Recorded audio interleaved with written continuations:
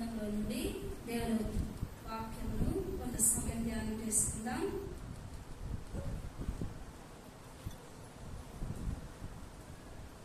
చూద్దాం రండి. ఆదికాండము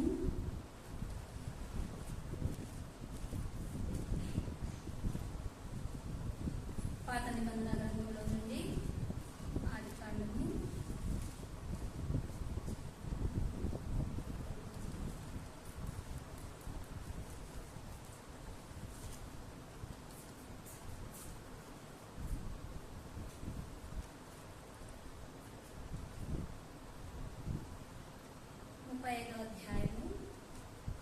ఆదికాండము 35వ అధ్యాయము 7వ వచనం చదువుకుందాం. ఆదికాండము 35వ అధ్యాయము 7వ వచనం, పేజ్ నెంబర్ 29.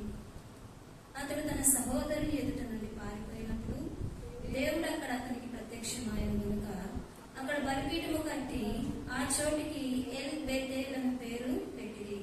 రిబ్కా నాగేలు దెబోరా చనిపోయి బేతేలునకు దిగువనున్న సింధూర వృక్షము క్రింద పాతి పెట్టబడెను.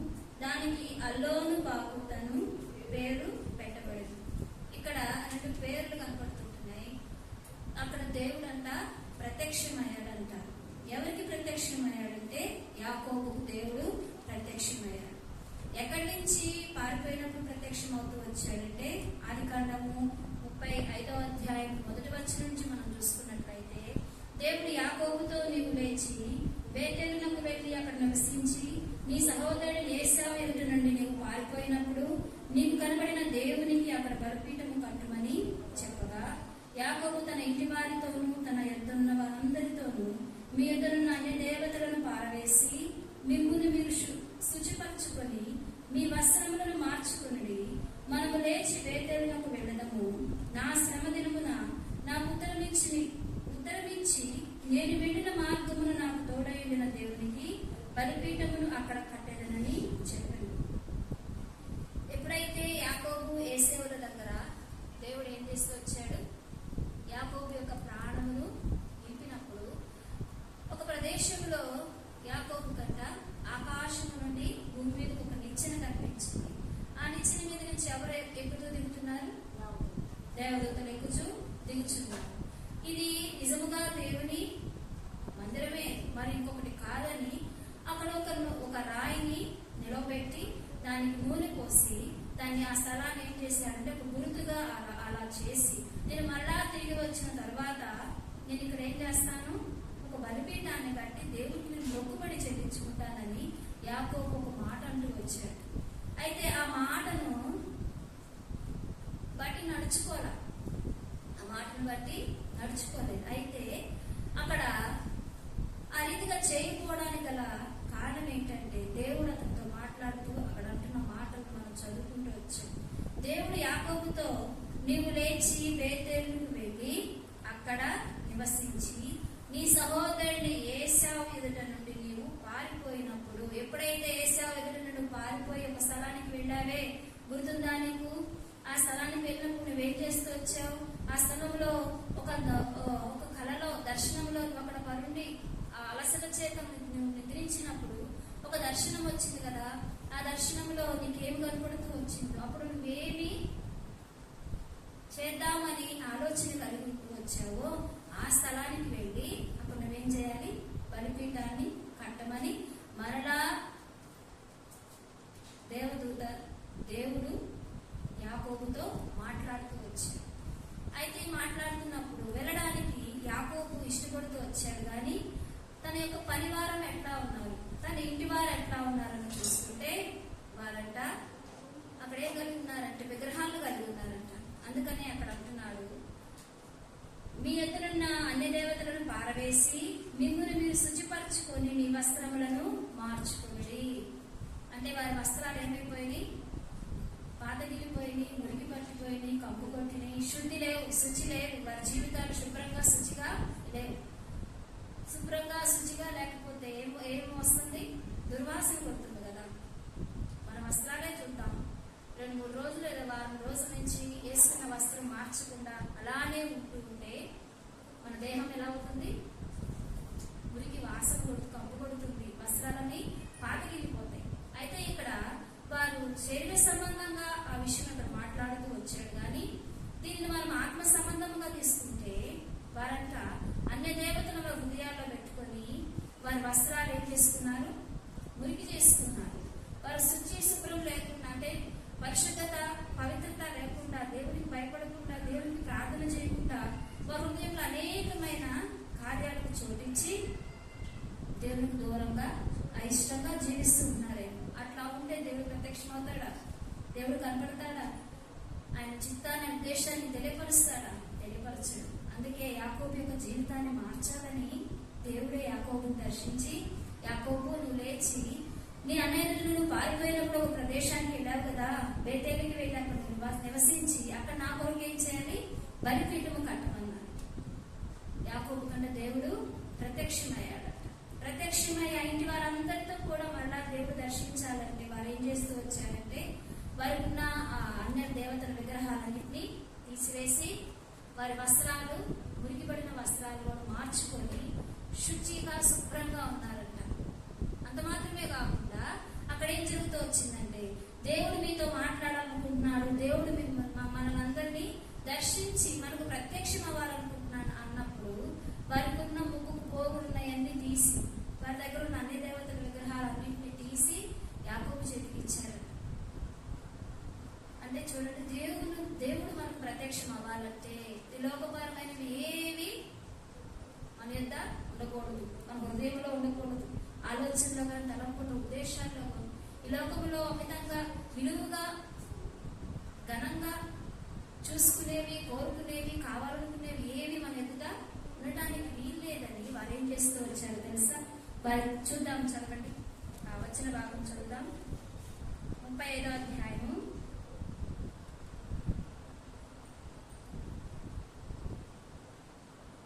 4వ వచనం. వారు తమ ఎదురున్న అన్య దేవతలన్నింటినీ తమ చెవులనున్న పోగులను యాకోబునకు అప్పగింపగా యాకోబు షెకెము దగ్గర మస్తకి వృక్షము క్రింద వాటిని దాచిపెట్టారు. వారు ప్రయాణమైపోయినప్పుడు దేవుని భయము వారి చుట్టూనున్న పట్టణముల మీద నుండెను కనుక వారు యాకోబు కుమారులను తరమలేదు. ఎప్పుడైతే దేవునికి అయిష్టమైన కార్యాలన్నీ ఏమేమి ఉన్నాయో తెలుసుకొని వాటన్నింటిని నుంచి తీసివేసుకున్నప్పుడు, నిన్ను దూరం చేసుకున్నప్పుడు నిన్ను బట్టి అనేకులు ఏం చేస్తారంట? భయపడతారు. నీ ప్రవర్తన మారింది, నడక మారింది, నీ మాట మారింది, నీ స్థితి మారింది, నీ పరిస్థితులన్నీ మారిపోయినాయి. ఎందుకంటే నిన్ను దేవుడు ఏం చేశాడు? దర్శించాడు. ఇక్కడ చేయవచ్చిన మిమ్మల్ని అందరినీ, వాక్యం వింటున్న ప్రతి ఒక్కరిని బహుశా ప్రభు నిన్నే దర్శించుంటే ఎప్పుడు దర్శించాడో? రక్షింపబడినప్పుడు దర్శించాడా? లేదంటే ఆయనకి ఇష్టం వచ్చిన సమయంలో గడియలను దర్శించాడా? తల్లి గర్భంలోనే పిండముగా ఉన్నప్పుడే కొంతమందిని దేవుడు ఏం చేశాడు? ఎన్నుకొని, ఏర్పరచుకొని, దర్శించుకొని ఆయన చిత్తాన్ని, ప్రణాళికలు జరిగించడానికి ఆయన పని కొరకై ఏర్పరచుకున్నాడు. అట్లా నేను ఎప్పుడు దేవుడు దర్శించాడు, ఎప్పుడు నేను ఏర్పరచుకున్నాడో ఆ సమయంలో నీకు గుర్తున్నదా?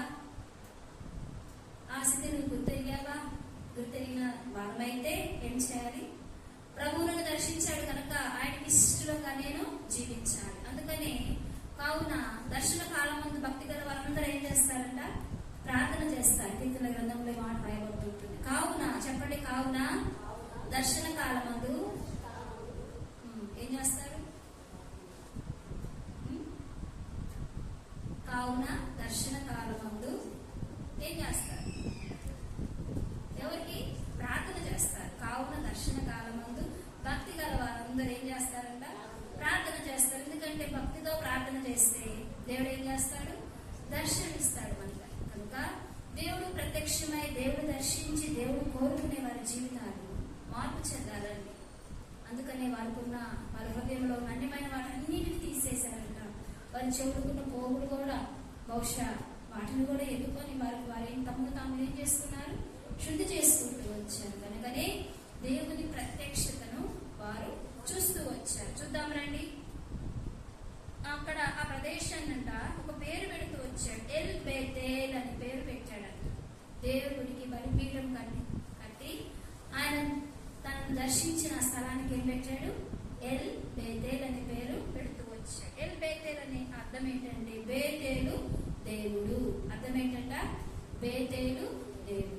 కనుక నిన్ను దర్శించిన ఆ సమయాన్ని గుర్తెరిగితే ఈ యాకోబు దర్శించిన ఆ స్థితిని వారి కుటుంబీకులందరికీ తెలియపరిచినప్పుడు వారు ఏం చేశారు?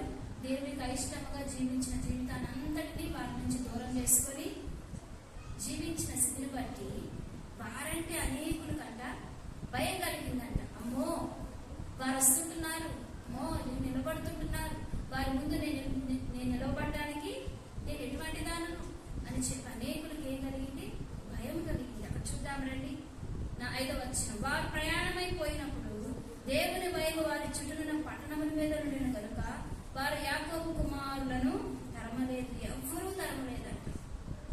ఎందుకంటే దేవుడు ఏర్పరచుకున్న ఆ స్థితి వారిలోనికి వచ్చేసింది. దేవుడిని ఎప్పుడు ఏర్పరచుకున్నాడు? దేవుడిని ఎప్పుడు దర్శించాడు? ఆయన దర్శించిన ఆ స్థితులను గుర్తెరిగి ఆయనకి ఇష్టముగా నీవు మార్పు చెందితే నిన్ను చూస్తే అనేకులకి ఏం కలుగుతుంది? భయం కలుగుతుంది. ఎప్పుడైనా నీతో అన్నారా? ఎవరైనా నీతో అన్నారా? నాతో ఒక సహోదరు అంది, నేను చూస్తే నాకు భయం, నీతో మాట్లాడాలంటే నాకు భయం వేస్తుంది, కాబట్టి నేను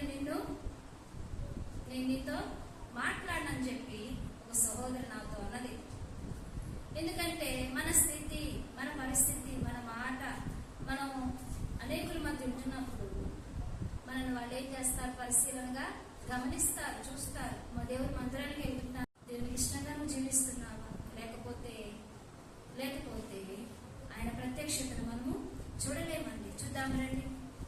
ఇంకా దేవుని ప్రత్యక్షత ఎలా ఉంటే మనం ఆయన ప్రత్యక్షతను చూడగలము? ఇర్మియా గ్రంథము 42వ అధ్యాయం 7వ వచనం చూద్దాం.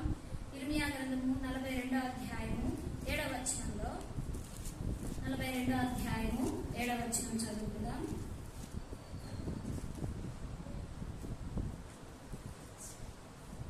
దినములైన తరువాత, పేజీ నెంబర్ 665, పాత నిబంధన గ్రంథంలో నుండి ఇర్మియా గ్రంథము 42వ అధ్యాయము 7వ వచనం. 10 దినములైన తరువాత యెహోవా వాక్కు ఇర్మియాకు ప్రత్యక్షమైన గనుక అతడు కెరాహా కుమారుడైన యెహోనాను అతనితో కూడనున్న సేనల అధిపతులందరినీ, అల్పులనేమి గనులనేమి ప్రజలందరినీ పిలిపించి వారితో ఇట్లనెను, ఇశ్రాయేలు దేవుడైన యెహోవా సన్నిధిని మనవి చేయుటకై మీరు నన్ను పంపితిరి కదా. ఆయన సెలవిచ్చినదేమనగా, నేను మీకు చేసిన కీడుని గురించి సంతాపం పొంది ఉన్నాను. మీరు తొందరపడక ఈ దేశంలో కాపురముండేలా పడగొట్టక నేను మేము స్థాపించును, పెళ్లగింపక నాటెదను. మీరు బబులోను రాజు మార్పు చెందింది. ఇక్కడ ఒక వ్యక్తికి అర్థమవుతుందండి.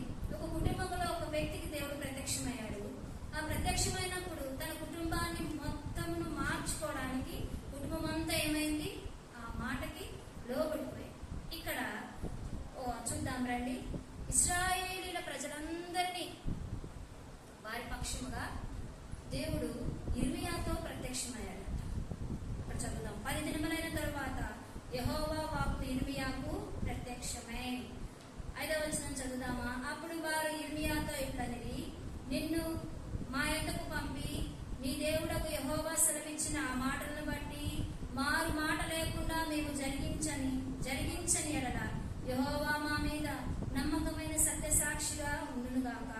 మాకు మేలు కలిగినట్లు మేము మన దేవుడైన యెహోవా మాట వినువారమై, అది మేలే గాని కీడే గాని మేము ఆయన యొద్దకు నిన్ను పంపు విషయంలో మన దేవుడైన యెహోవా సెలవిచ్చు మాటకు విధేయులమగుదుము. ఇర్మియాతో ఇశ్రాయేలు ప్రజలు మాట్లాడుకుంటున్నారు. అయ్యా, మా పక్షాన మేలే గాని కీడే గాని దేవుడు నీతో ఏం మాట్లాడాలనుకుంటున్నాడో అది మా పక్షాన దేవుడితో ప్రార్థన చేసి ఆయన ఏం మాట్లాడతాడో అది మాకు చెప్పమన్నప్పుడు 10 దినాలు ఇర్మియా ప్రార్థించాడు. ఏం చేశాడు?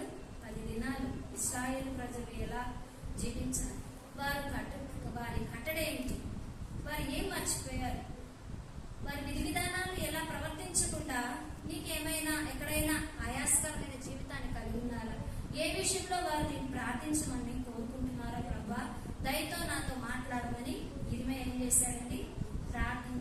ప్రార్థించినప్పుడు 10 రోజులు ప్రార్థించాడంట. ఇర్మియా ఎన్ని రోజులు? 10 రోజులు ప్రార్థించినప్పుడు 10వ దినమున దేవుడు ఇర్మియాకు ప్రత్యక్షమయ్యాడు. ఈ సాయంకాల సమయంలో ప్రత్యక్షత, దేవుడు ఎప్పుడు ప్రత్యక్షమవుతాడు, ఎలా ఉంటే ప్రత్యక్షమవుతారు. మొట్టమొదటి మనం చూసాం, అన్ని దేవతలను వారి హృదయాల్లో కలిగి ఉండి ఈ లోకపరమైన విలువైన వాటి విషయమై వారు ఆశపడుతుంటున్నప్పుడు దేవుడు యాకోబు ప్రత్యక్షమై, ఇదిగో నువ్వు ఏం చేసావు, ఒక ఒడంబడిక, ఒక మొక్కుబడి చేసుకున్నావు కదా, మళ్ళా నేను క్షేమకరంగా తిరిగి వస్తే ఆ ప్రదేశంలో నేనేం చేస్తాను, బలిపీఠాన్ని కడతానన్నావు కదా యాకోబు, నువ్వు లేచెళ్ళి మళ్ళా బేతేలుకి వెళ్ళయ్యా, అక్కడ నువ్వు నివాసం కలిగి ఉండి నువ్వు నా కొరకు బలిపీఠం కట్టమంటే, బలిపీఠం కట్టాలంటే మాటల ఎంత పరిశుద్ధత కలిగి ఉండాలని యాకోబు వెంటనే తన కుటుంబం వైపు చూశాడు. కుటుంబం వైపు చూసి అక్కడ వచ్చాడు, దేవుడు ప్రత్యక్షమయ్యాడు కనుక ఆయన మనతో మాట్లాడాలనుకుంటున్నప్పుడు ఆయన ప్రదేశానికి వెళ్ళి బలిపీఠం కట్టమంటున్నాడు. కనుక మీరు ఎలా ఉండాలి, సిద్ధపడండి అన్నప్పుడు వారంట శుచి శుభ్రం లేకుండా ఉన్నారంట. వారి వస్త్రాలు పాతగిలిపోయి వస్త్రాలు మార్చుకున్నారు, దేవునికి అయిష్టమైనవన్నీ వారి నుంచి దూరం చేసుకున్నారు.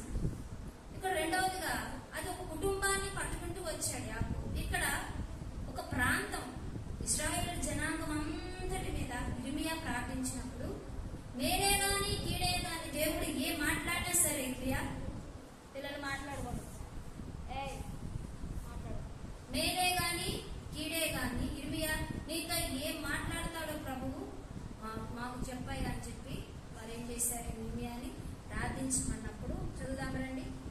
8వ వచనం, కష్టంలోనే ఉంటూ నీ జీవితాన్ని కొనసాగించుకుంటూ వచ్చిన్నావేమో, కానీ ప్రభు అంటున్నాడు, ఆనాడు ఇశ్రాయేలు పక్షాన్ని ఇర్మియా ప్రార్థించినప్పుడు ఇర్మియాతో దేవుడు మాట్లాడుతూ అన్నాడు. ఈనాడు దేవుని సన్నిధానానికి వచ్చి ఎవరి పక్షాన ఎన్ని సంవత్సరాల నుంచి ప్రార్థిస్తుంటున్నావు, ఎన్ని దినాల నుంచి మొరపెడుతుంటున్నావు, మార్పు చెందాలను, స్వస్థత రావాలను, కుటుంబము కట్టబడాలను, విశ్వాస సంబంధమైన యోగ్యమైన స్థితిలోనికి రావాలను, దేవునికి ఒక స్తంభములాగా దేవుని సన్నిధానంలో బలమైన పాత్రలుగా వాడబడాలని ఏది నీ ఆశ, ఏది నీ చిత్తం, ఏది ఉద్దేశమైనదో దాని విషయమై ప్రభువు మొదలుపెడుతున్నావే. ఆ రీతిగా నువ్వు కట్టబడే విషయంలో ఇంతవరకు శ్రమను, శోధనను, కీడును, బాధను, దుఃఖమును అనుభవిస్తుంటే ప్రభు అంటున్నాడు, ఇంతవరకు కీడును ఏం చేశావు, అనుభవించావు కదా, ఇక నిన్ను పెళ్ళగించను, ఇక నిన్ను ఏం చేయడంట చూద్దామా, నేను మీకు చేసిన కీడును గురించి సంతాపమునందున్నాను, మీరు తొందరపడక. ఎందుకు కీడొచ్చింది, ఎందుకు శ్రమ వచ్చింది, ఎందుకు ఎగ్జామ్ లో ఫెయిల్ అయ్యారు, ఎందుకు వ్యాపారంలో నష్టం వస్తుంది, ఎందుకు ప్రయత్నాలన్నీ విఫలమైపోతున్నాయి, ఎందుకు మీ బిడ్డలు మీకు లోబడలేకపోతుంటున్నారంటే ఎక్కడో ఏముంది, తొందరపాటు, మాటలో తొందరపాటుతో మాటలు దొరలడం, ప్రయాణాలు ఎటుకూడని ప్రయాణాలు, చేయకూడని ప్రయాణాలు, వెళ్ళకూడని స్థలాల్లోకి నువ్వు వెళ్ళిపోయి నీ తొందరపాటు పనులే, నీ తొందరపాటు చర్యలే,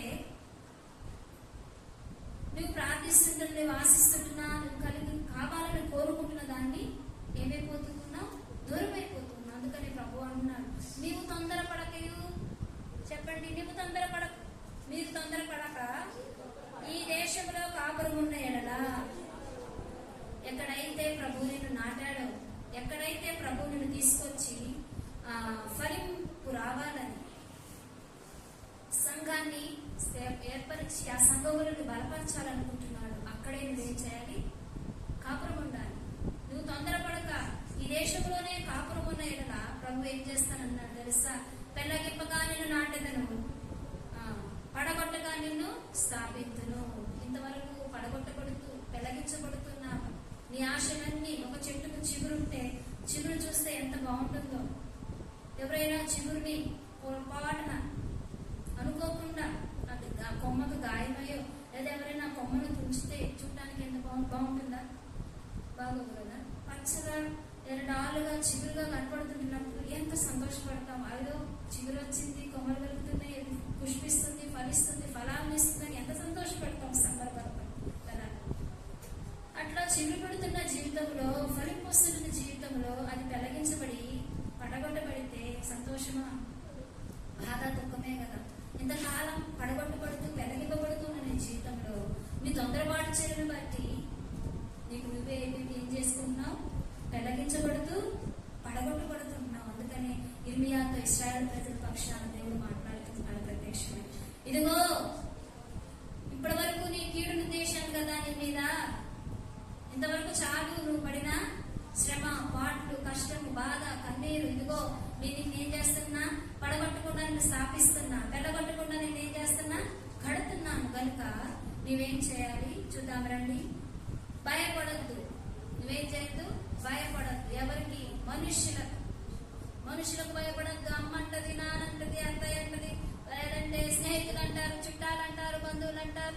వారి విషయమే నేనేం చేయాలి, ఈ పనులు చేయాలి. నిన్ను సృష్టించిన దేవుడు, నీకు ఒక మంచి రూపనిచ్చిన దేవుడు. మరి ఒక మాట ఒక చోట రాయబడుతుంది, నువ్వు రక్తంలో పొల్లాడుతూ నీ నాభి సూత్రమే కత్తిరించబడక నిన్ను శుభ్రం చేయకుండా నువ్వు రక్తంలో పొల్లాడుతున్నప్పుడు అంట ఎవ్వరూ నీ ఎద్దుకు రాలేదంట.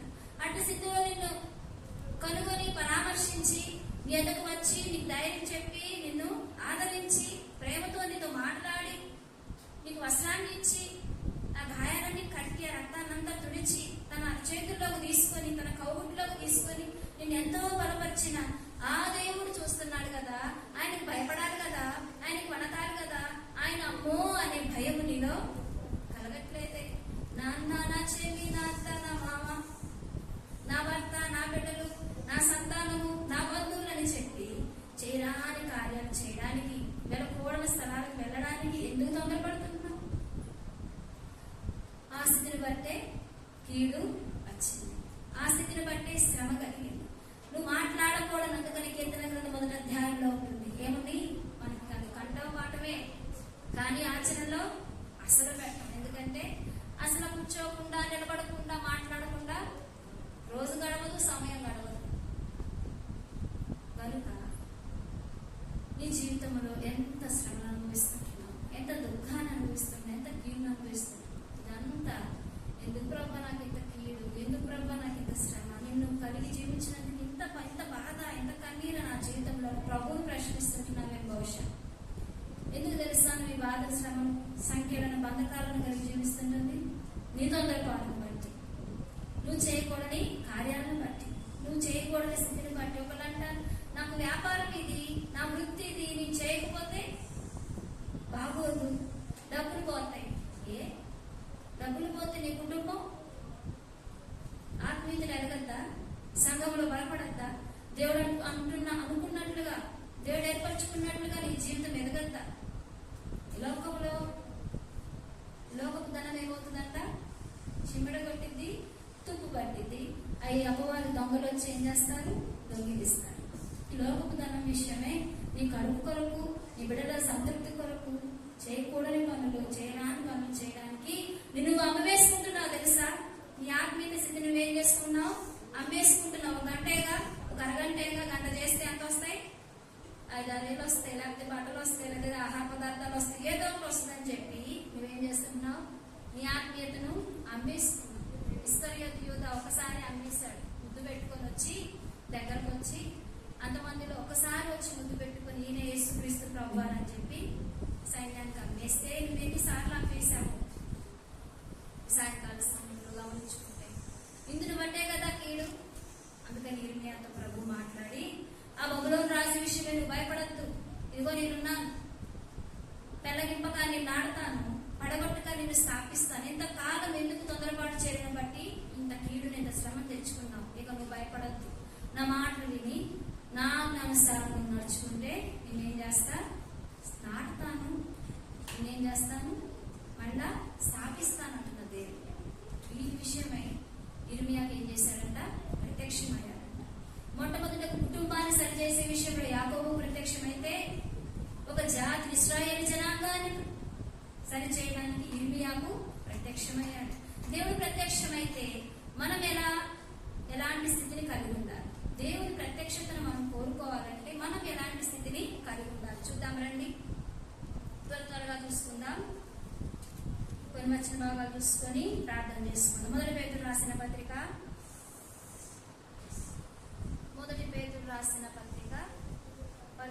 కొత్త నిబంధన గ్రంథంలో నుండి 1వ అధ్యాయము 13వ వచనం.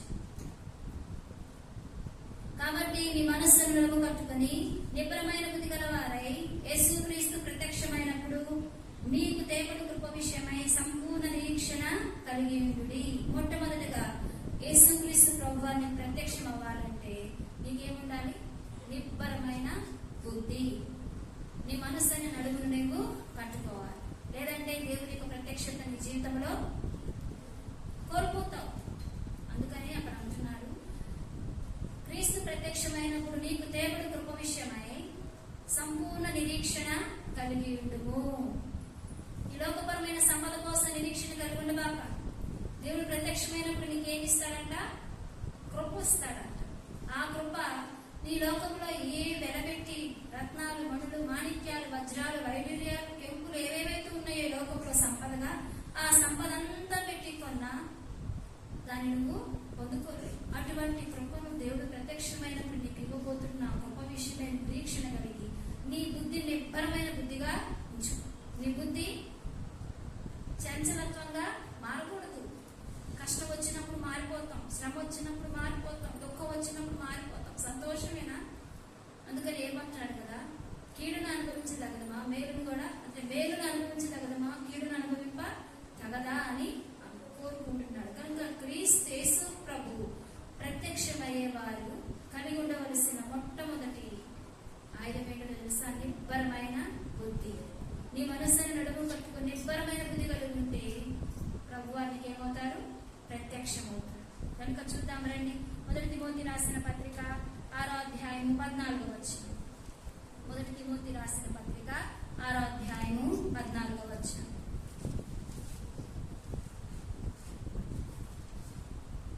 మనం మాట్లాడుకున్న ఆ మొదటి పేతురు రాసిన పత్రిక అపోస్తలుడైన పౌలు పేతురుతో మాట్లాడుతూ అంటున్నాడు, నువ్వు నిబ్బరమైన బుద్ధి కలిగి ఉంటే ప్రభు యొక్క ప్రత్యక్షత నువ్వు చూస్తావు. ఇక్కడ రెండవ ప్రత్యక్షత ఒక యవ్వనస్తుడికి వచ్చింది. ఎవరికండి? యవ్వనస్తుడి. చూద్దాం రండి. మొదటి తిమోతి రాసిన పత్రిక 6వ అధ్యాయము 13-14 వచనం చదువుకుందాం. పేజీ నెంబర్ 193, కొత్త నిబంధన గ్రంథంలో నుండి పేజీ నెంబర్ 193, మొదటి తిమోతి రాసిన పత్రిక 6వ అధ్యాయము 13-14 వచనం. సమస్తమునకు జీవధారకుడైన దేవుని ఎదుటను పొంతు పిలాతు వద్ద ధైర్యముగా ఒప్పుకొని సాక్ష్యం ఇచ్చిన క్రీస్తు యేసు ఎదుటను మన ప్రభు అయిన యేసు క్రీస్తు ప్రత్యక్షమగు వరకు నీవు నిష్కళంకముగాను అనింద్యముగాను ఈ ఆజ్ఞను గైకొనవలెనని నీకు ఆజ్ఞాపించుచున్నాను. అపోస్తలుడైన పౌలు తిమోతికి ఒక లేఖ రాస్తున్నాడు. ఈ లేఖలు ఎప్పుడున్నాయి? లెటర్స్ ఎప్పుడున్నాయండి? ఇప్పుడున్నాయా లెటర్స్? లేవు. ఒకప్పుడు లెటర్స్ ఈ ఫోన్ టెక్నాలజీ పెరగక మునిపే ఉన్నాయి, ఉత్తరాలు ఉన్నాయి, లెటర్స్ ఉన్నాయి. ఈ ఉత్తరాలు ఇప్పుడు ఒకవేళ నా తల్లిగారికి బాగోలేదు, అటు ఇటుగా ఉంది అని లెటర్ రాసి వేరే ఊరికి పంపించామనుకోండి, వాళ్ళు తిరిగి మన దగ్గరకు వచ్చేసరికి తల్లి ఏమైంది? చనిపోయింది, సమాధికి కూడా చేరింది. అంటే చూడండి, లెటర్ వారికి చేరి వారు మళ్ళా మన దగ్గరకు వచ్చేసరికి ఈ కార్యక్రమాలన్నీ అయిపోతూ ఉంటాయి. కనుక ఇప్పుడైతే టెక్నాలజీ పెరిగింది, సెల్ ఫోన్స్ వచ్చినాయి, ఇప్పుడేమో ఫాస్ట్ అంతా ఫోన్లో కూడా ఇప్పుడు డైరెక్ట్ గా వేరే ఇతర దేశాల్లో ఉన్న వారు కూడా చూసుకొని ఒకరికొకరు ఫేస్ చూసుకొని మాట్లాడుకునేటట్లంతగా టెక్నాలజీ ఏమైపోయింది? మార్పు చెందింది. అసలు ఇక్కడ లేని వారిని కూడా ఇక్కడ తీసుకొచ్చి మన పక్కనే నిలవబెట్టి కూర్చోబెట్టి అంత టెక్నాలజీకి వచ్చేసి చూడండి ఎంతగా జ్ఞానాన్ని దేవుడు ఇస్తూ వచ్చాడు మానవుడికి. అయితే ఇక్కడ అపోస్తలుడైన పౌలు తిమోతితో మాట్లాడుతుంటున్నాడు. తిమోతి, నువ్వు బాలుడుగా ఉన్నప్పుడు నీకు నీ తల్లి ఎవరు? తిమోతి తల్లి ఎవరు? ప్రశ్న. తిమోతి యొక్క తల్లి పేరేంటి? యునికే అండి. తల్లి యునికే. నాయనమ్మ అంటే అబ్బ ఎవరు? తెలీదా? అబ్బ పేరు లోయి. నీ తల్లి అయిన యునికేలోను నీ అబ్బాయి అయిన లోయలోను దేవుని యొక్క ఆత్మీయత విధి విధానాలు నేను గమనించా.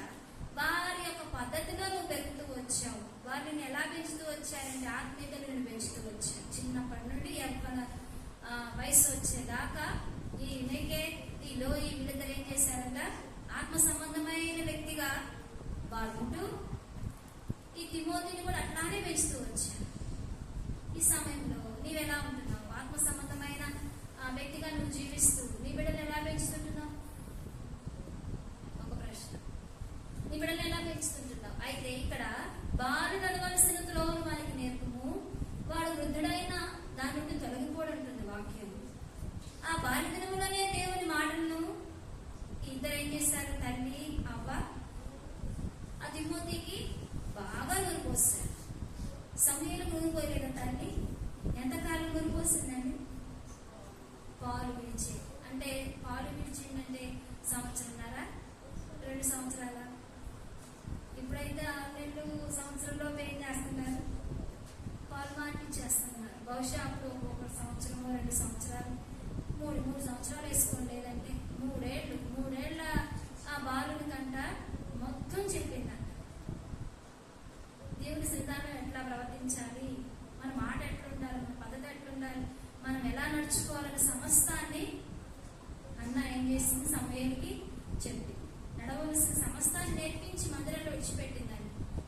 అట్లానే తిమోతిని ఏం చేశారు? పెంచితే యవ్వన కాలంలోకి వచ్చిన తర్వాత అపోస్తలుడైన పౌలు తిమోతితో మాట్లాడుతున్నాడు. తిమోతి, నువ్వు యవ్వన కాలానికి వచ్చావు కదా. ప్రసంగి గ్రంథం 11వ అధ్యాయంలో ఒక మాట ఉంటుంది, లేత వయస్సు నడిప్రాయము గతించిపోతున్నాయి. యవనుడా, యవను బట్టి ఏం చేయాలంట?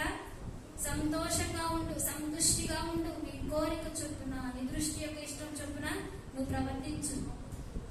అయితే అన్నిటికీ ఏముందంట? తీర్పు ఉంది. కనుక దాని నుంచి తప్పించుకోవాలంటే నువ్వు అన్ని చేయదగినవి కావు అని చెప్తూ అక్కడ ఒక ప్రశ్న ఇస్తూ వచ్చాడు. కనుక ఇక్కడ పౌలు అంటూ వచ్చాడు, అయ్యా నువ్వు నిష్కళంకముగా అనిందిగా నువ్వు ఉండాలి. ఏ కళంకము లేనివాడుగా, ఏ నింద నీ జీవితంలో పడని వాడుగా నీవు జీవించాలి. ఎందుకంటే నువ్వు యవ్వనస్తుడు. వాక్యం ఏం చెప్తుందో తెలిసే యవ్వనస్తుడికి? యవ్వనస్తుడు బలం అంట, వారికి అలంకారం అంట. అంటే అలంకారమైన బలాన్ని ఏ విషయంలో వాడుతున్నావు?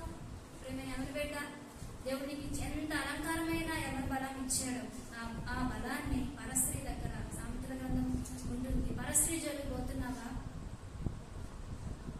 లేదంటే నీ బలాన్ని లోకములు అనేకమైన వ్యర్థమైన వాటికి వాడుతున్నావా? వాటి యవ్వన బలాన్ని అంట దేవుని పని కొరకై వాడితే వారు ధనిలో అవుతారు. యవ్వన కాలంలో దేవుడు, యవ్వన కాలంలో పుట్టిన కుమారులు అంట బలవంతుని చేతిలో బాణము వంటి వారు. అటువంటి యవ్వన కాలంలో నుంచి యవ్వనస్తులు తప్పక ఏం చేస్తారంట? తొట్టిల్లు పోతారంట. కనుక యవ్వన కాలంలోకి వచ్చిన తిమోతితో పోస్టైన పౌలు అంటున్నాడు. చదువుదాం రండి. మన ప్రభువైన యేసుక్రీస్తు ప్రత్యక్షం వరకు నీవు నిష్కళంకముగాను అనింద్యముగాను ఈ ఆజ్ఞను గైకొనవలెనని నీకు ఆజ్ఞాపించున్నాను. ఎలా ఉండాలి ఎవరి బిడ్డలు? నిష్కళంకముగా అనింద్యులుగా ఉండాలి. ఏ కళంకము, ఏ నింద లేని వారంగా జీవించాలి. చూద్దాం 5వ అధ్యాయం 7వ వచనం. 1 తిమోతి 5వ అధ్యాయము 7వ వచనం చూద్దాం రండి. పక్కనే ఉంటుంది. ఈ నిష్కళంకము అనింద్యత్వం కలిగి ఉండాలంటే ఏం చేయాలి? 1 తిమోతి రాసిన పత్రిక 5వ అధ్యాయము 1వ వచనం చదువుదాం. వృద్ధుని గద్దింపక తండ్రిగా భావించి అతని హెచ్చరించుము. అన్నదమ్ములని యవ్వనస్తులను, తల్లులని వృద్ధ స్త్రీలను, అక్క చెల్లెండ్రని పూర్ణ పవిత్రతతో యవ్వన స్త్రీలను హెచ్చరించుము. ఎలా పిలవాలంట? పిలుపు కూడా చూడండి. యవ్వనస్తులు ఎలా పిలవాలి? అన్న, తమ్ముడు. తల్లుల్ని వృద్ధాప్యంలోకి వచ్చిన వారినేమో, వృద్ధ స్త్రీలనేమో తల్లి అని పిలవాలంట. అక్క చెల్లెండ్రేమో పవిత్రమైన పూర్ణ పవిత్రతతో వారిని ఏం చేయాలి? యవ్వన స్త్రీలను మాట్లాడాలి. ఇట్లా మాట్లాడుతున్నారు ఎవరైనా? లోపలేమో అనేకమైనవి వారి మీద చెడు భావాలు, అనేకమైన కామ ఇచ్చతో కూడిన కోరికలను కలిగి పైకి ఏమంటున్నారు? సిస్టర్ బ్రదర్ అనుకుంటే సరిపోతుందా? అందుకని యవ్వన బిడ్డల గురించి ఏమంటుందంటే చదువుతాం. అన్నదమ్ములనేమో యవ్వనులనేమో అన్న, తమ్ముడని పిలవాలంట. వృద్ధులనేమో తల్లులని పిలవాలంట. ఇక్కడ అక్క చెల్లెళ్ళనేమో పూర్ణ పవిత్రతతో వారిని ఏం చేయాలి? యవ్వన స్త్రీలను అక్క, చెల్లి అని పిలవాలి. ఇట్లా నువ్వు పిలవాలయ్యా. అప్పుడు నీకు ఏ కళంకం అంటదు, ఏ నింద అంటదు. ఇట్లా నువ్వు నడుచుకో అని చెప్తున్నాడు. చూద్దాం రండి 3వ వచనం. నిజముగా అనాథలైన విధవరాండ్లను సన్మానించును. అయితే ఏ విధవరానికైనను పిల్లలు గాని మనములు గాని ఇంటి ఎడల వీరు మొదట తమ ఇంటి వారి ఎడల భక్తి కనపరచుటకును తమ తల్లిదండ్రులకు ప్రత్యుపకారం చేయుటకును నేర్చుకోగలను. ఇది దేవుని దృష్టికి అనుకూలమైనది. అయితే నిజముగా అనాథ విధవరాలు ఏకాకి అయి ఉండి దేవుని మీదనే తన నిరీక్షణ ఇచ్చుకొని విజ్ఞాపనల యందును ప్రార్థనల యందును రేయింబగలు నిలకడగా ఉండును. సుఖభోగముల యందు ప్రవర్తించినది బ్రతుకుచుండియు చచ్చినదయుండును. నువ్వు ఒకవేళ యవన కాలంలో ఉన్నావు కదా తిమోతి, సుఖభోగాలతో సంతోషంగా తేలియాడాలనుకుంటున్నావేమో. చక్కగా దేవుని పరిచయం చేయాలి, స్వార్థ చేయాలి, కష్టపడాలి, చెమట వచ్చాలి. అప్పుడే నువ్వేం చేయాలి? ఆహారం తినాలి. అందుకే అన్న ఎప్పుడు చెప్తుంటారు, దేవుని ఇంట్లో ఏం చేయాలంట? పని చేయంటే భోజనం చేయకూడదంట. పని చేయంటే నువ్వు భోజనం చేయకూడదు అంటుంటే, సుఖభోగాలైన ఆసక్తి కలిగి దేవుని పని చేయకుండా, స్వార్థ చేయకుండా, విశ్వాస యాత్రలను కొనసాగించకుండా, మాదిని కనపరచకుండా, భక్తిని చూపించకుండా, యవన స్త్రీలను అక్క చెల్లెలను పిలవకుండా, యవన పురుషులను అన్నదమ్ములను పిలవకుండా, వృద్ధులైన వారినేమో తల్లి అని పిలవకుండా నీ ఇష్టానుసారంగా ప్రవర్తిస్తుంటే నీకేం కలుగుతుంది? నీ జీవితం ఏమవుతుందో తెలుసా? మాదిరి ఎట్లా కనపరుస్తావు? యవన కాలంలో దేవుని పరిచయం వచ్చి నువ్వు ఎట్లుంటానో తెలుసా? శ్రమపడు, ప్రయాసపడు అని చెప్పి గద్దిస్తూ హెచ్చరిస్తూ అంటున్నారు. ఎవరైనా నిజముగా అనాథైన విధవరాళ్ళు ఉంటే, వారికి మనవళ్ళు ఉంటే, వారికి బిడ్డలుంటే, అనాథైన విధవరాలుగా ఉన్న అన్న 7 ఏళ్ళు 8 ఏళ్ళేనంట తన భర్తతో కుటుంబ జీవితాన్ని కలిగి ఉంది. భర్త చనిపోగానే ఎన్ని సంవత్సరాలు దేవుని మందిరం ఉంది చెప్పండి? 84 సంవత్సరాలు దేవుని మందిరంలోనే ఉంటూ, మందిరానికి వచ్చిన వారందరికీ ప్రార్థన చేస్తూ, వారికి ఆతిథ్యం ఇస్తూ, వారితో మాట్లాడుతూ, ప్రేమను పంచుతూ. ఆమె మందిరంలో ఉండడానికి కూడా ఒక కారణం ఉంది. ఏంటి చెప్పండి? మందిరంలో ఉండి అనేకుల కొరకు ప్రార్థించడానికి, ప్రయాసపడటానికి గల కారణం ఏంటంటే రక్షకుడిని చూడటానికి. సుమయోను అనే ప్రవక్త, అన్న వీళ్ళిద్దరు లూకా సువార్తలో ఉంటుంది మాట్లాడి. అన్న అనే ప్రవక్తి, సుమయోను వీళ్ళిద్దరు ఏం చేస్తారంటే మందిరంలో ఉపచారం దేవుని పని చేస్తుంటారు. అయితే అదే సమయంలో యేసు ప్రభు బాలుడుగా ఉన్నప్పుడు ఆ మందిరాన్ని తీసుకొచ్చినప్పుడు వారు అతన్ని చూసి, నారా సత్యస్వరూపి, దీనికోసం ఇంతకాలం నేను వేచి నిరీక్షించున్నాను, ఇక నేను నీ సన్నిధానాన్ని వచ్చేస్తాను, ఎంత మటుకు చాలు, నా జీవితం ధన్యమైనది, ఎందుకంటే నిరీక్షించిన ఆ రాక సమయాన్ని నేను చూస్తూ వచ్చానని సుమయోను అన్న. యేసుక్రీస్తు ప్రభువారిని చూసి సంతోషించాను. నిజముగా ఏకాకి అయిన విధవరాలైన ఆ స్త్రీ ఏం చేస్తుంది? దేవుని మందిరంలో దేవుని పని చేస్తూ వచ్చింది. అటువంటి వారిని కూడా నువ్వేం చేయాలి? ఆదరించాలి, వారిని పరామర్శించాలి, వారి మంచి నువ్వు కోరుకోవాలయ్యా. యవనస్తులైతే ఇట్లా నడుచుకో. సుఖభోగాలయందు నువ్వు ఆసక్తి కలిగి దేవుని పరిచయను కుంటుపరచద్దయ్యా అని పోస్టిన పౌలు తిమోతితో ఎంత చక్కగా మాట్లాడుతున్నాడు. యవన కాలంలో ఉన్న బిడ్డలారా, మీరందరూ ఎట్లుంటున్నారు? దేవుడు మీ ప్రత్యక్షమవుతున్నాడు, లేదా కళ్ళు తెరిచిన కానీ సెల్ ఫోన్ ప్రత్యక్షమవుతుందా, లేదా మీ హృదయంలో ఉన్న రూపమే ప్రత్యక్షమవుతుందా? ఆమె దగ్గరికి వెళ్ళాలని, ఆయనతోనే ఉండాలని, వాళ్ళతో సహవాసం చేయాలని, ఎప్పుడెప్పుడు కాలేజీకి వెళ్ళాలని, ఎప్పుడెప్పుడు గోడలు తొక్కాలని, ఎప్పుడెప్పుడు సినిమా హాల్కి వెళ్ళాలని, ఎప్పుడెప్పుడు తల్లిదండ్రులు తెలియకుండా అర్థాలు పీల్చాలని, వీటి విషయమై నువ్వు సంతోషాన్ని, సంబరాన్ని కలిగి ఉంటే ఈ జీవితాన్ని వ్యర్థపరుచుకుంటున్నావు. దేవుడికి ప్రత్యక్షము కాదు. ఆ స్థితిని బట్టి తల్లిదండ్రులు ఎంత బాధపడుతుంటున్నారు. అందుకే ఏమంటున్నాడు తన జన్మదినాన్ని విషయమై, నేను పుట్టిన గడియ లేకుంటే బాగుండు, ఆ సమయం లేకుంటే బాగుండు, నా నాభి సూత్రాన్ని కట్ చేయడానికి వచ్చిన వారు ఆ సమయం లేకుండా ఉంటే బాగుండేది, నేను చచ్చిపోయి ఉంటే బాగుండేది, ఇంత కష్టం నేను చూడకుండా, ఇంత బాధ నేను పడకుండా ఉండేవాడు.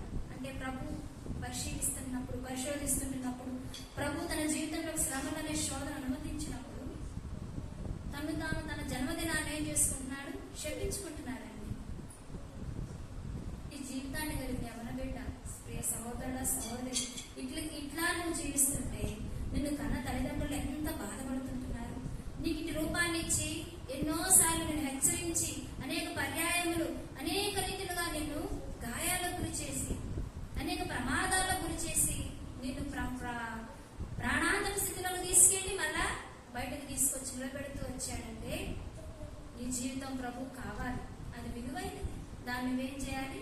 గ్రహించి మార్పు చెంది దేవుని ప్రత్యక్షత కొరకు నువ్వు ఎదురు చూస్తే, యవన కాలంలోనే తిమోతి రక్షింపబడి మార్పు చెంది దేవుని గొప్ప పరిచయం చేస్తూ వచ్చాడు. యవనస్తులు ఎలా ఉండాలంట? నిష్కళంకులుగా, అనిందులుగా జీవించాలంట. అన్న, అక్క, తల్లి అని సంబోధిస్తూ నిజముగా విధవరాలైన వారి పక్షాన వారికి ఏం చేయాలా? వారికి తోడుగా ఉండాలి. వారి పిల్లల్ని ఆదరించాలి. వారి అవసరతలు తీర్చాలి. అంత మాత్రమే కాదు, సుఖభోగములందరూ ఏం చేయకూడదు? శ్రద్ధ నిలపకూడదు. అన్ని విషయంలో నువ్వు మాదిరిని కనపరచాలని యవ్వనస్తుడికి దేవుడు ప్రత్యక్షమవుతూ చెప్పాడు మాటలు. ఈనాడు దేవుడు నీకు ప్రత్యక్షమవుతుంటున్నాడా? దేవుడికి ప్రత్యక్షమైతే నీ కుటుంబం ఎలా ఉంటుంది? యాకోబు ప్రత్యక్షమయ్యాడు, తన కుటుంబాన్ని సరి చేసుకున్నాడు. ఇర్మియాకు ప్రత్యక్షమయ్యాడు. ఇశ్రాయేలు జనాంగము భయపడుతూ వారు తొందరపాటుతనంతో దేవుని ద్వారా వారు కీడును పంపించారు. కనుక అంటున్న మాటలు విసేగా నేను పెరగించను, లేక మిమ్మల్ని పడగొట్టను, మీరు భయపడద్దు, మీరు నిబ్బరం కలిగి ఉండండి, నా మాట వినండి అని ఇర్మియాతో దేవుడు ప్రత్యక్షమై మాట్లాడుతూ వచ్చాడు. కనుక ఇక్కడ దేవుడు ప్రత్యక్షం అవ్వాలంటే మొట్టమొదటి మనం ఎలా ఉండాలంట? మొదటి పేతురు రాసిన పత్రికలో చదువుకుంటూ వచ్చి ఎలా ఉండాలి? మనం నిబ్బరమైన బుద్ధి గలవారమై మీ మనస్సును కట్టుకోవాలి. రెండవదిగా నిష్కళంకులుగా, అనిత్యులుగా జీవించాలి. చివరి ఒక మాట చదువుకుందామా? రోమిలకు రాసిన పత్రిక 12వ అధ్యాయము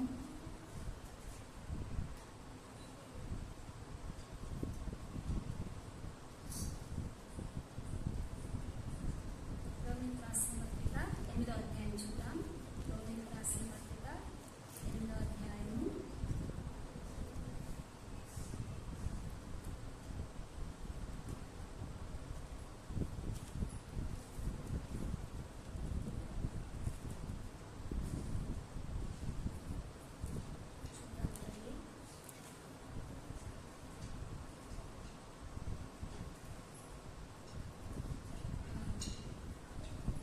19వ వచనం.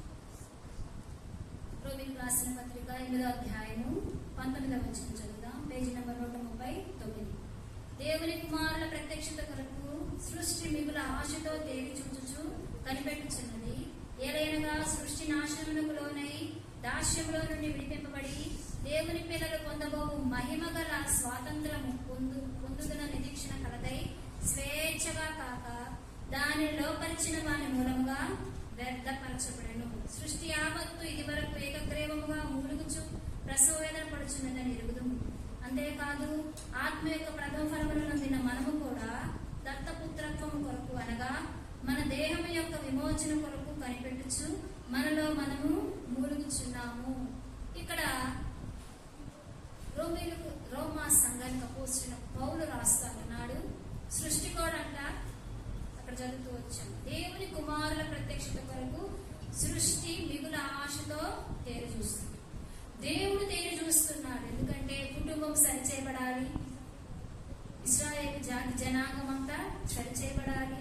దేవుడు ప్రత్యక్షం అవ్వాలంటే వారు కలిగి ఉండే విధానం కొరకై దేవుడు మిగుల ఆశతో చూస్తూ వచ్చాడు. రెండవ భాగంలో సృష్టి మిగుల ఆశతో చూస్తుందంట. దేని కొరకు? దేవుని కుమారులు ప్రత్యక్షత కొరకు. సృష్టి మిగుల ఆశతో చూసినప్పుడు మొట్టమొదటిగా సృష్టి చూసింది, కానీ ఎవ్వరూ దేవుని కుమారులుగా జీవించరు. బట్టి చెడుతనాన్ని బట్టి దేవుడు ఏం చేస్తూ వచ్చాడు? నాశనాన్ని వారికి కలిగిస్తూ వచ్చాడు. మరలా నాశనం నశింపులోనికి వెళ్ళినప్పటికీ మరలా సృష్టి అంతా మిగుల ఆశతో దేవుడు చూస్తుందంట. దేవుని కుమారులు ఎవరైనా ప్రత్యక్షపడతారా? నేను చూస్తాను. దేవుని కుమారులు అంటే దేవుని కోరిన బిడ్డలు, సంఘములో దేవుని కోరిన కుటుంబాలు, దేవుని కలిగి, దేవుని విశ్వసించి, పవిత్రత కలిగి, పరిశుద్ధత కలిగి, నిష్కళంకులుగా, నిందులుగా జీవిస్తూ నిబ్బరమైన బుద్ధి కలిగి వారు ఎవరైనా కనబడతారేమోనని చూస్తుంటున్నప్పుడు ఆ కాలంలో దేవునికి నోవాహు కనిపించాడు. ఈ కాలంలో అనేకులు కనిపించాలని సృష్టి ఏం చేస్తుందంట? మిగుల ఆశతో కనిపెడుతూ చూస్తుందంట. ఆ సృష్టి చూస్తున్నట్లుగా ఆత్మ సంబంధులైన నీవు స్థానంలో పరముకు చేర్చబడిన తర్వాత ఆ మహిమ శరీరాన్ని పొందుకోవాలని ఇక్కడే నువ్వేం చేయాలి? మూలగాలి. ఈ లోకంలో ఉన్నప్పుడే ఆ మహిమ శరీరాన్ని ఎప్పుడు నేను ధరిస్తాను, ఆ సమయం నేను ఎప్పుడు వెళతానని చెప్పి ఈ శరీరంలో ఉన్నప్పుడే నువ్వేం చేయి? ఆశపడు, కోరుకో, మునుగుతూ ఉండు, యాత్రలు చేయి, ప్రార్థనలు చేయి, విజ్ఞాపనలు చేయి అని ఇక్కడ చెప్తుంటున్నారు. సృష్టి మిగుల ఆశతో చూస్తున్నప్పుడు దేవుని బిడ్డలై పడుతున్న విశ్వాసే, దేవుని బిడ్డ, దేవుని సంబంధమే ముద్ర వేయబడిన, రక్షింపబడిన మీరు నా జీవితాలు ఎలా ఉండాలి? మొలగాలి, ప్రార్థించాలి, కనిపెట్టాలి. సృష్టి మిగుల ఆశతో చూస్తుందంట దేవుని ప్రత్యక్షత కొరకు. మరి దేవుని బిడ్డలను చెప్పుకుంటున్న మనమేలా? దేవుడు మన కొరకే చూసిన మహిమా శరీరాన్ని మనం పొందబో విషయంలో మనం ఏం చేయాలంట? అందుకని అక్కడ అంటున్నాను 23వ వచనం, అంతేకాదు ఆత్మ యొక్క ప్రథమ ఫలములను పొందిన మనము కూడా మనం ఏం పొందామంట? ఆత్మ ద్వారా ప్రథమ ఫలాలను పొందుకున్న మీరు కూడా దత్తపుత్రత్వము కొరకు అనగా మన దేహం యొక్క విమోచన కొరకు కనిపెట్టుచు దీనిలో ఏం చేయాలా? మూలగాలి. ఈ దేహానికి కూడా ఏం కలగాలండి? విమోచన కావాలంట. ఆత్మ సంబంధంగా దేవుడు ఎప్పుడో మనల్ని విమోచించాడు. పాప సంబంధమైన స్థితి నుంచి పరిశుద్ధులుగా ప్రభు ఏం చేశాడు? మనల్ని ఆయన రక్తమును మనల్ని కడిగాడు. దాన్ని మనం నమ్మి విశ్వసించి బాప్తిజం పొందడం ద్వారా ఆత్మకు విమోచన వచ్చింది. ఈ శరీరానికి కూడా ఏం కావాలి? విమోచన కావాలి. ఎప్పుడో తెలుసా? ఈ లోకాన్ని విడిచిపెట్టి వెళ్ళడమే. ఈ శరీరంలో నుంచి జీవం వేరు కావడమే. ఆ సమయం కొరకు, ఆ దత్తపుత్రత్వం, ఆ మహిమ కొరకు ఈ శరీరము విమోచన కొరకు ఏం చేయాలంట? మూలగాలి. లేచిన కాడి నుంచి దేనికి పుడుగుతాం తెలుసా? ఈ లోకపరమైన పని కొరకు, ప్రయాస కొరకు, ధనము కొరకు, ఆహారం కొరకు కష్టపడం. ఎంత రెక్కలు ఉక్కలు చేసుకుని కష్టపడు. దీని కొరకు శరీరం ఎంత బాధ అయినా, నొప్పి అయినా దాన్ని భరించుకొని 1-2 టాబ్లెట్లు వేసుకొని ఏం చేస్తాం? మునుగుతాం, ప్రయాసపడతాం. కానీ దేవుడు ఇక్కడ పౌలు ఏమంటున్నాడంటే, లోకపరమైన ప్రయాస వద్దు. దేవుని బిడ్డలుగా మీరేం చేయాలంటే ఈ దేహం యొక్క విమోచన కొరకై మీరేం చేయండి? మూలకండి, ప్రయాసపడండి. ఆ మహిమ శరీరాన్ని ఎప్పుడు పొందుకోవాలా? ఆ మహిమ స్వరూపైన ప్రభువుని ఎప్పుడు కనడారా చూడాలా? అని జీవాన్ని ఎప్పుడు పొందుకోవాలని చెప్పి దీని విషయమే నీకు మూలుగు రావాలి. దీని విషయమే నువ్వేం చేయాలి? ఏడవాలి, కన్నీరు కార్చాలి, ప్రార్థించాలి, విలపించాలని అపోస్తలుడైన పౌలు రోమా సంఘంలో పత్రిక రాస్తూ మాట్లాడుతున్న మాటలు. దేవుడు ఆశపడుతున్నాడు, సృష్టి కూడా ఏం చేస్తున్నట్ట? ఆశపడుతున్నాడు.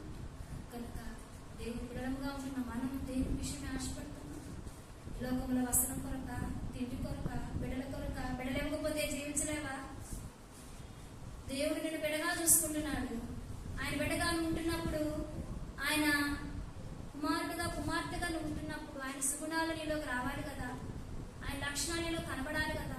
ఆ లక్షణాలు, ఆ సుగుణాలు, ఆ మార్పు నీలో చూస్తేనే కానీ నీకు మళ్ళా దేవుడు బిడ్డనిచ్చేది. అర్థమవుతుందండి?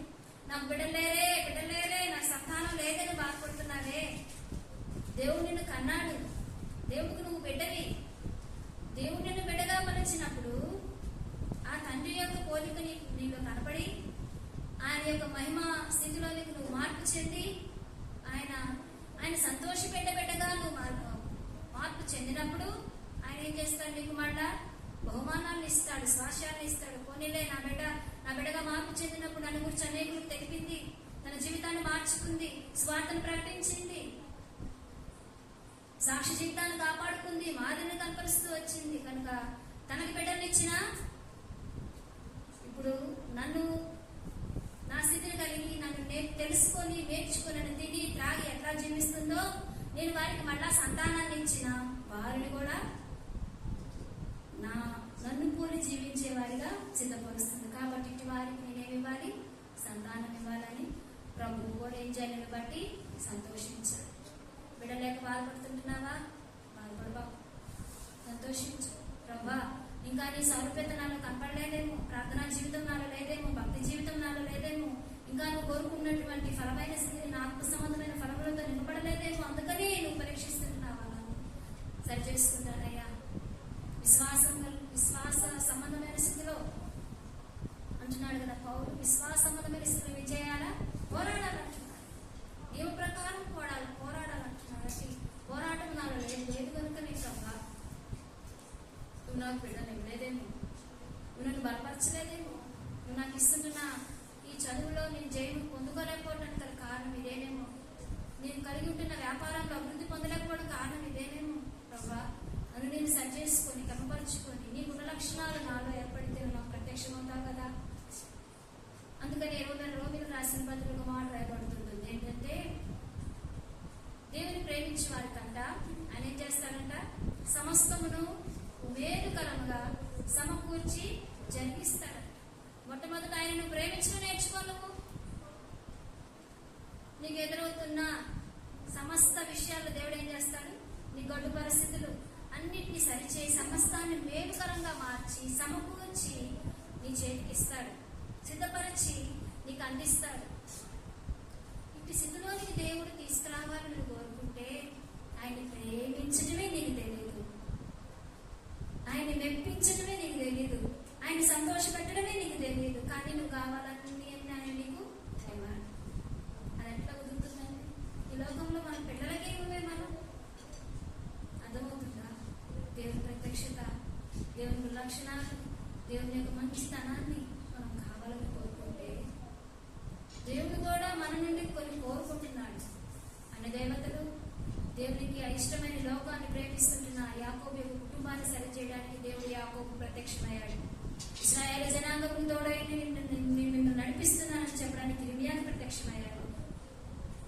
నేను మీకు ప్రత్యక్షం అవ్వాలంటే మీరు ఈ గుణాలు కలిగి ఉండండి అని చెప్పి ఆయా భక్తుల ద్వారా వారితో మాట్లాడుతూ వచ్చాడు. సృష్టి కూడా మిగిలిన ఆశతో మునుగుతుందంటే ఎదురు చూస్తుందంట. దేవుని బిడ్డలో మనం దేనికోసం ఎదురు చూస్తుంటున్నాం? ఇంతవరకు లోకం కోసం ఎదురు చూసింది చాలు, ప్రియుడు కొరకు ఎదురు చూసింది చాలు, ప్రియురాల కోసం ఎదురు చూసింది చాలు, ధనము కోసం ఎదురు చూసింది చాలు, స్నేహితుల కోసం ఎదురు చూసిన చూపు చాలు. రక్త సంబంధి అయితే నా అన్న రాలేదో, నా చెల్లి రాలేదో, నా తమ్ముడు రాలేదో నువ్వు కొట్టుకున్న సమయం చాలు. నీ కొరకు నువ్వు జీవించిన సమయమే నాకు చాలు. దేవుని కొరకు జీవించడం నేర్చుకో. అప్పుడే దేవుడికి ఏమవుతాడు? ప్రత్యక్షమవుతాడు. ప్రత్యక్షమై దీవిస్తాడు, ఆశీర్వదిస్తాడు, బలపరుస్తాడు, అభయాన్ని ఇస్తాడు, ఆశీర్వాదాన్ని నీకు ఇస్తాడు. కనుక దేవుని ప్రత్యక్షత కొరకు మనము ఎదురు చూసే విధంగా ఉండాలి. సృష్టి కూడా మీరు ఆశ ఎదురు చూస్తున్నాను. నీవు ఆశ దేనికోసం ఆశ ఎదురు చూస్తుంటున్నావు? ఈ రాత్రికాల సమయంలో దేవుని మాటలు మనతో దేవుడు మాట్లాడుతుంటున్నప్పుడు మన హృదయాలు మనము సరి చేసుకోకపోతే ఆ మనసు ఏంటంట? వాత వేయబడిన మనసు. సరి చేసుకోకపోతే ఆ మనసు ఏంటో తెలుసా? కఠిన మనసు. సరి చేసుకోకపోతే, క్రమపరచుకోకపోతే ఆ జీవితం ఏంటో తెలుసా? ఆ మనస్సు భ్రష్ట మనసు. దేవుడే అంట భ్రష్ట మనసుకు అప్పగిస్తాడంట. ఈ మనస్సు, ఈ జీవితం ఎప్పటికీ సరికాదు, సరి చేసుకోదు, గుణపడటం అసలు అలవాటు కాదని చెప్పి దేవుడు ఏం చేస్తాడు? భ్రష్ట మనస్సుకు అప్పగిస్తాడు. కనుక దేవుని మాటలు విధేయతతో మనం మన హృదయంలో స్వీకరిస్తే దేవుడు మనల్ని, మన జీవితాన్ని బట్టి ప్రభు సంతోషిస్తాడు. మనల్ని ఏం చేస్తాడు? ఆశీర్వదించి బలపరుస్తాడు.